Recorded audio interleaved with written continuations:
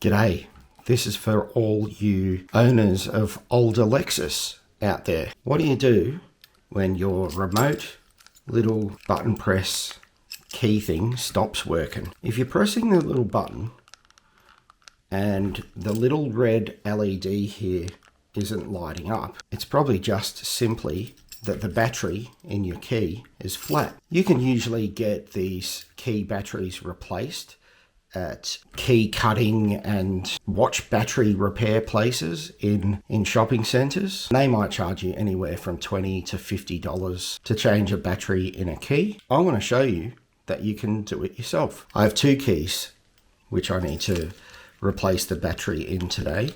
Both of these are for my 2002 Lexus IS 200. I'm going to share with you how I did it. The first thing you'll want to do is separate the key ring from the key.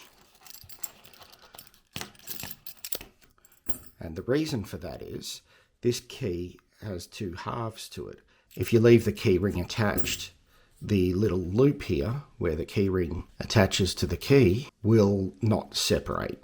And you need it to be able to separate, get in and change the battery. There's a little tiny screw here at the bottom. Just remember, this key is well over 20 years old, so the plastic might not be in the condition it once was. We do need to be very careful with it, and it's worth inspecting around this area here to make sure there are no tiny cracks, because if it's cracked, when you try to unscrew and open it up, you could damage it. Grab yourself one of these precision screwdriver sets and just find the right one that snugly fits into the screw. With any Phillips headed screw, it's really important that you use the correct size screwdriver. If you use a screwdriver that's too small, you may be able to screw and unscrew the fastener, but you do risk damaging the little spline inside here where the screwdriver and the screw mate together.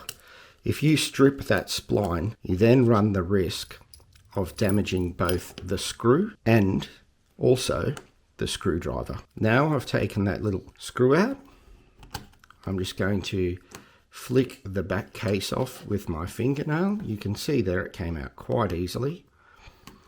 And then we can push the remote fob straight out of the housing. You can see here, this is the little part that does the work. So there are another two screws on the back of that fob, which you can take out. And then inside, you'll see this little tiny battery. And you can buy these little batteries at the supermarket. I just picked these up. They were $7 each. And the correct battery to buy is a CR1616. It is important that you take note of which orientation the battery is in when you remove it, because if you replace the battery in reverse, the key fob will not work.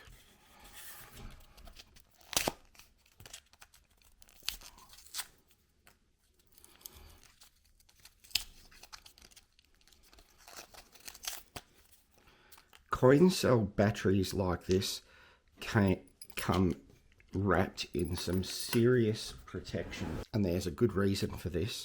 Because these batteries are so small, it's very easy for a child to swallow one of them, and if this ends up inside the human body, it can actually do quite a lot of damage.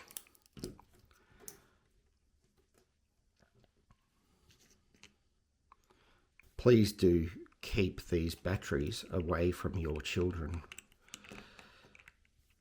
Okay, I've now slipped the new battery back in.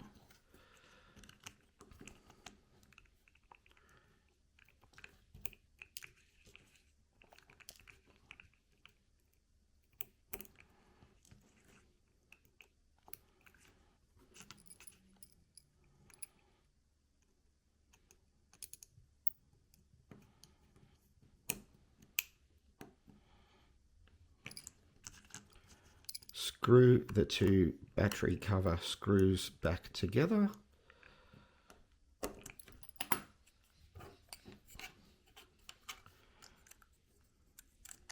Reposition the electronic fob back into the key body.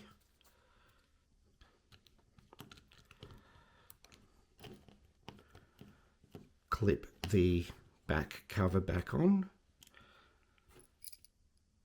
Reinsert and tighten the screw.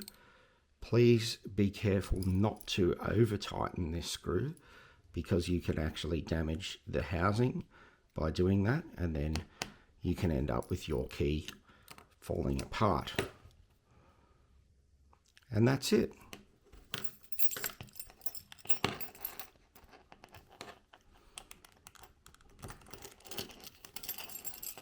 Put my key ring back on,